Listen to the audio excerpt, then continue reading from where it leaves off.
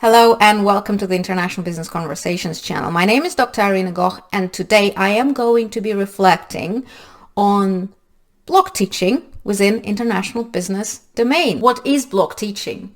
In my understanding, block teaching is when you study a module or you teach on a module that is delivered intensively over a shorter period of time than a more traditional module. For example, you may have a module that runs throughout the year, but if you would make a block out of that module, you would deliver the same session, the same amount of sessions, lectures and seminars, but within a shorter period of time.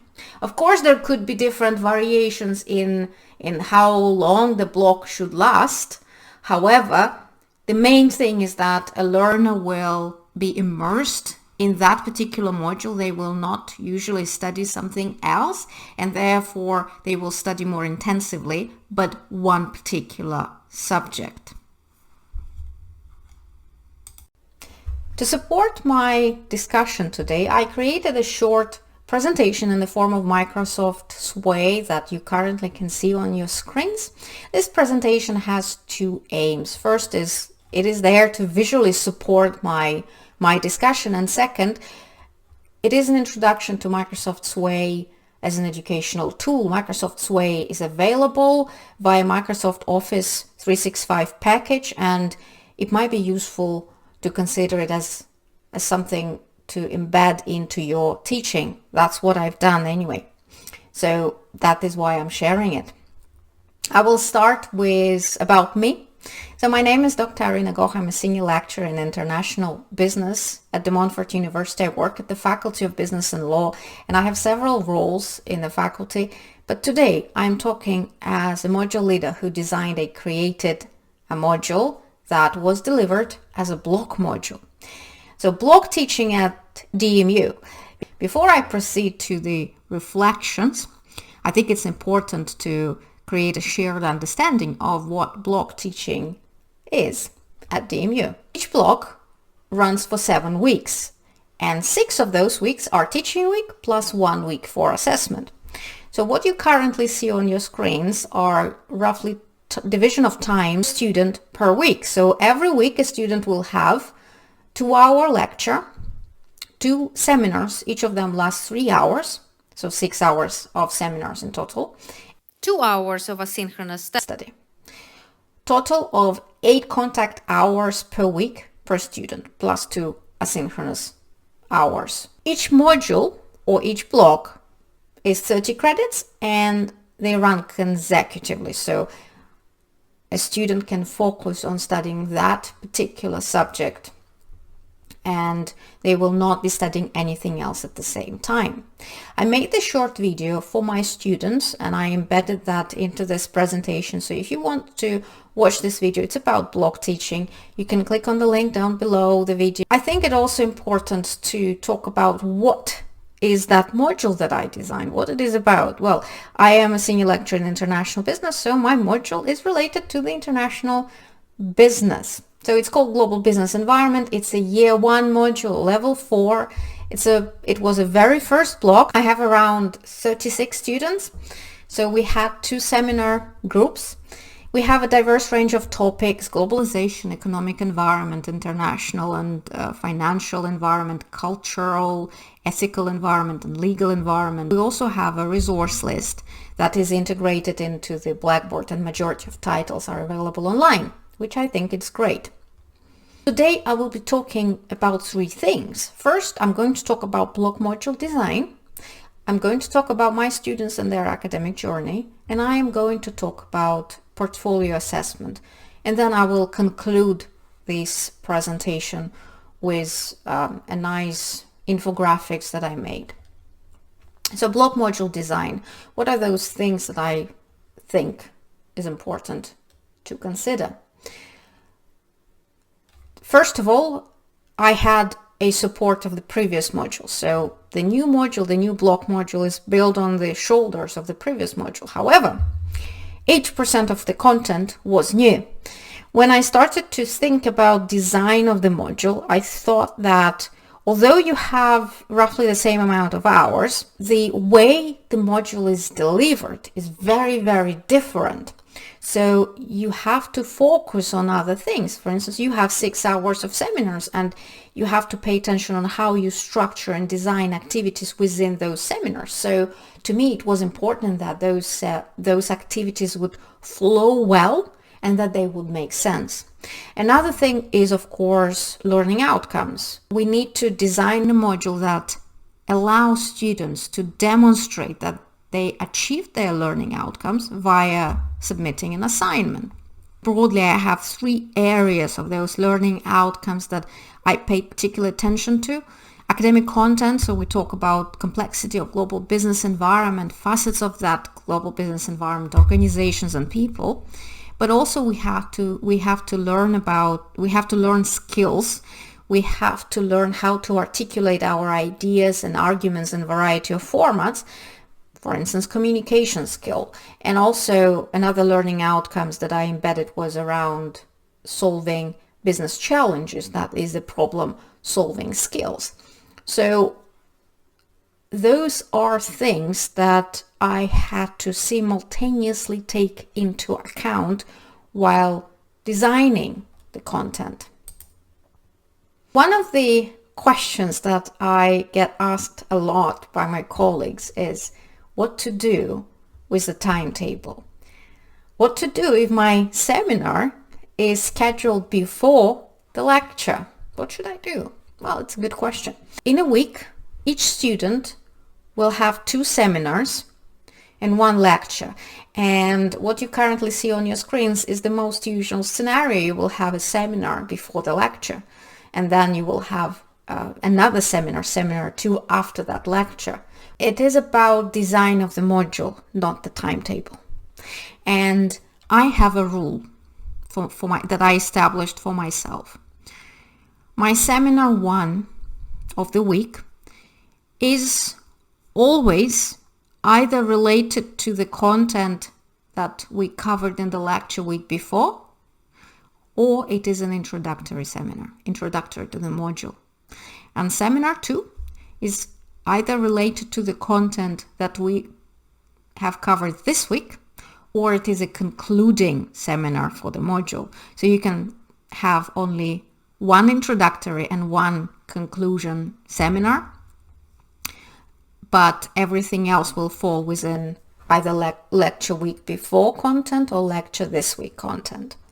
And it worked for me, it worked well for me, and I'm sure that if you embed this into your design, it will also work. I think what is important to consider is that we are flexible when we're designing our modules, and we inbuilt that flexibility for the future, because next year the timetable will change. You may have less students, you may have more students, but if you're flexible enough that you can move the content around and you have a particular structure that is inbuilt into your delivery, then in this case, it doesn't matter what kind of timetable you have. You will always have your own structure that will support almost any type of the timetable. In terms of lectures and seminars, one of the questions that I'm asked a lot, how do you deliver a 2-hour lecture? How do you make sure that students are engaged?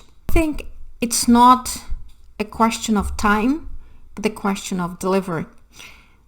The 2-hour lecture could be delivered in different ways. Could be delivered just as a talk, but in this case, that's where the problem is, because it's very difficult to sit and listen. Students would like to be involved. They would like to be engaged in the discussion.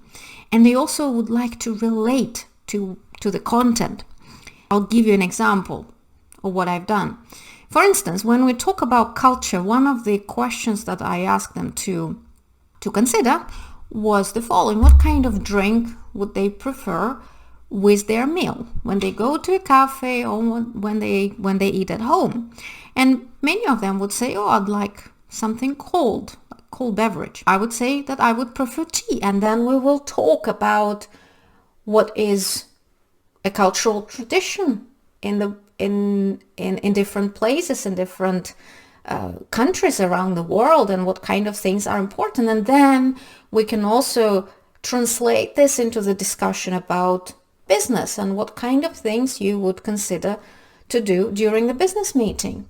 In this case, students are immediately switched on and they understand that whatever they're going to learn in this lecture is going to be relevant for them. Something like that, and it would allow students to be involved in the discussion, show their knowledge, and also link how what they're going to learn in this lecture, or what are they learning at the moment, is related to their future career, and how is it practically related to them. In terms of the delivery of the seminars, what was important for me is to first of all have my own thinking clearly defined. And in order to create the flow of activities, I designed Microsoft Sway document. I didn't use PowerPoints for seminars. For lectures I used them, but not for the seminar. So I used Sway in order to design activities throughout those weeks. And what was important is that I could see all of those activities in the Microsoft Sway, similar to the one that you see now on your screens. You put those activities into the Sway and you can have a feeling yourself whether it works or not.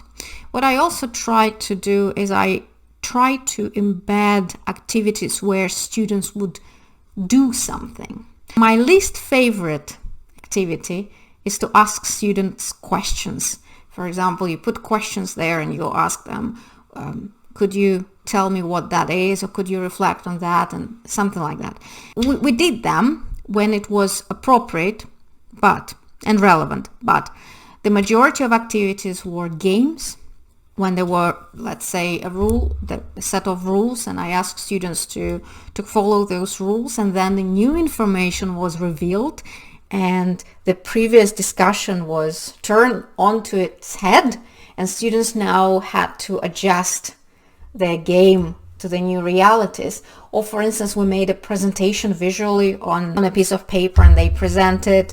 We used our interactive boards a lot. We have interactive boards in every teaching room, and so I asked students to use those interactive boards. That is the key for me, to ask students to do activities during the seminars. And by the way, we used Lego as well. I have already made a video about Sway. Below this video, there is another link for the collective Sway webpage, as I call it. So why it's collective? Because it is not this way that I used for teaching, but it is an illustration of how activities could be put together. If you open that Sway, it will provide some examples. And also you can watch another video that I made about how to use Sway for teaching. Single week, we had a new Sway. I would have a teacher version of this Sway that was slightly different from student version, but at the end of the week, students would still get the full Sway in the form of a Word document. So the Sway is UDL friendly as well. My students and their academic journey. I think that it is important. It was important for me to consider that students did not necessarily know how we do things here at DMU or higher education in general. Some students may feel anxious about studying on the block or submitting assignments, and well, that is very relatable. I remember when I was a student myself and I had those feelings as well. It's important to realize what level we're talking about. So level 4 or year 1 students are not the same as level 5 students, year 2, or level 6, year 3, or level 7 postgraduate taught, for instance.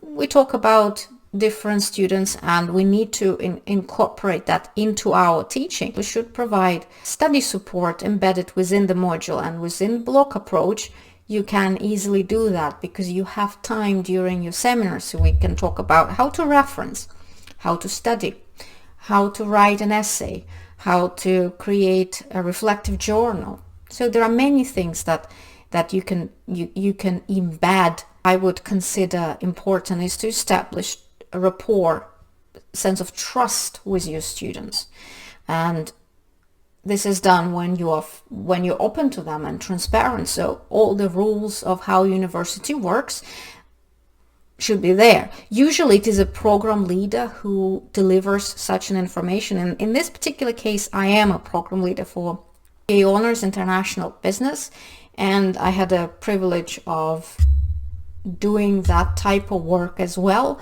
But I think that even if you are a module leader and you're delivering a block approach, and it is particularly with reference to level 4, it is important that those rules of how university works are available to students, and also how to get support. I want to briefly touch on the portfolio assessment.